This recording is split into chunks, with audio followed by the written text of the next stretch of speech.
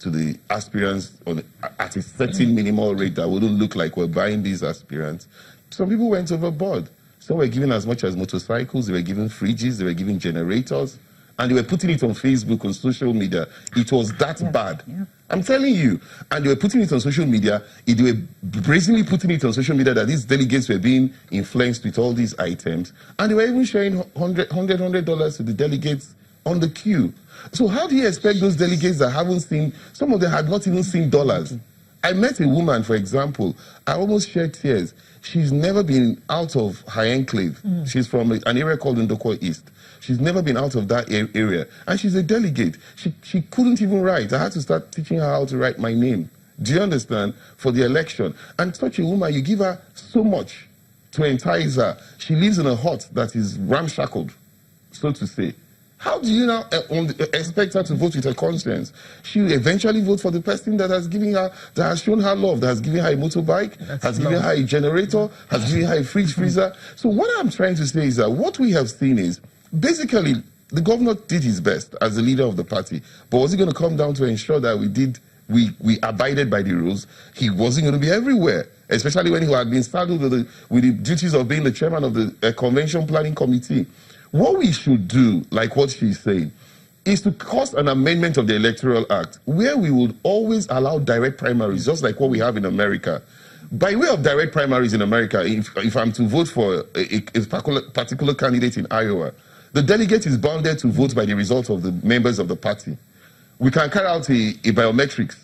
If INEC can have a voters register, and we can all have our PVCs, the political parties can carry out a biometrics. Everyone will have a register, will have the biometrics of members of the ward.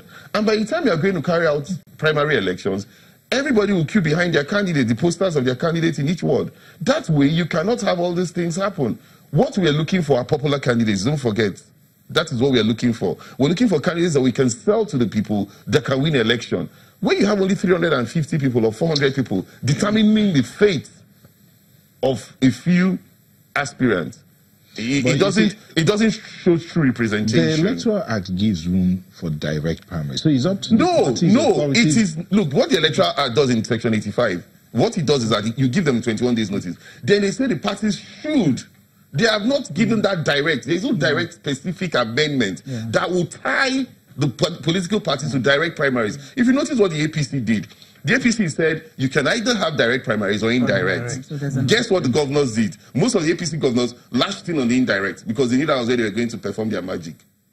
And then but to be fair to the APC, I'm not in APC, they said go for the direct primaries. If you notice the president, for example, 7,000 people went to Abuja to affirm his candidature. Though in PDP we question his 14 million votes. Do you understand? But at least 14 million people were said to have voted for him in the wards.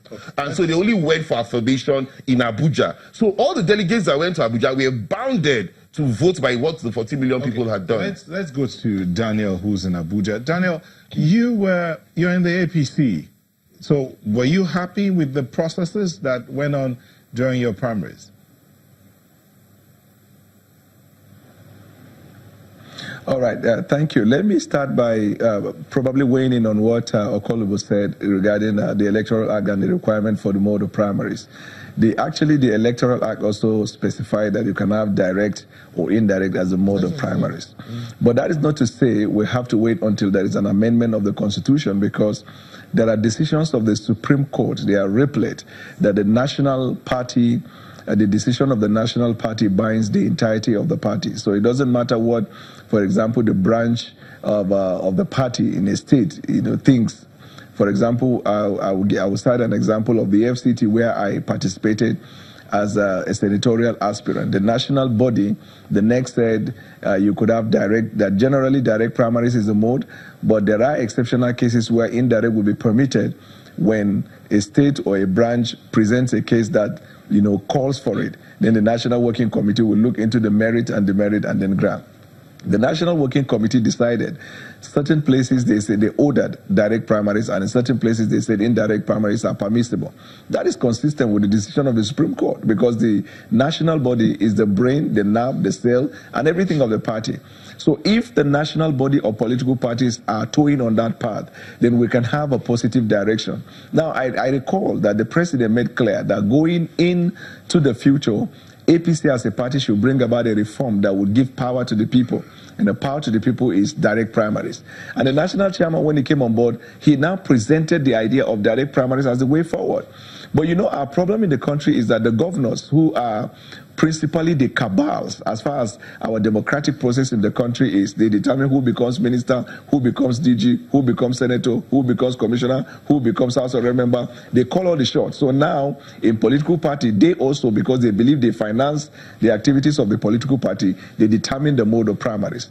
So when the national chairman of APC came up with the idea that certain places we have to have direct primaries because the governors are not popular anyway. Some of them are serving their second term, and they are begging for indirect primaries because they are not popular. So we are going to encourage direct primaries and get our members to decide the people they choose going forward. Now, the governors ganged up, and they started fighting him from everywhere. Even at the moment, there's a conspiracy that they are calling for his resignation. But I can tell you today, the fact that I'm a member of a political party does not mean I cannot call out what is wrong in a political party. Patriotism in this country should far outweigh party affiliation or party loyalty. We have suffered enough as a country. We should think of going forward. And younger generations should not be caught up in this idea of politicization of the process. So, and I have experienced, like when they talked about the issue of vote buying. In a suburb called Nyanya, we had my agents told me we had over 200 women that were lined up to vote for me in the primaries. And they approached my agent and said, so what's up? What do you have to offer us? And I told all of my agents, look, we cannot be a part of the process we want to change. I will not buy vote, even if I have to lose. I have a very good practice of law, so it's not as if I'm desperate. Tell them we're encouraging you to vote because we want change. As these people were talking, the women moved to the other candidate. They just forgot about the grammar you're speaking. This is how bad the situation is with all political parties in Nigeria. Look at the dollarization of the primaries in Port Harcourt. So the political ball players are not helping matters. But we have to stay focused.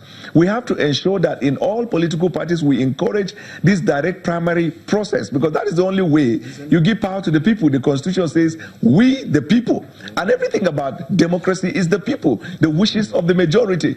All the states in our party where direct primaries were ordered, the governors and their selected candidate lost. So that means they are not popular. And all the places where indirect were ordered, 98% of the governors had their way. Because the delegates are in my state, in my home state, the delegates were quarantined in a field like prison inmates. And these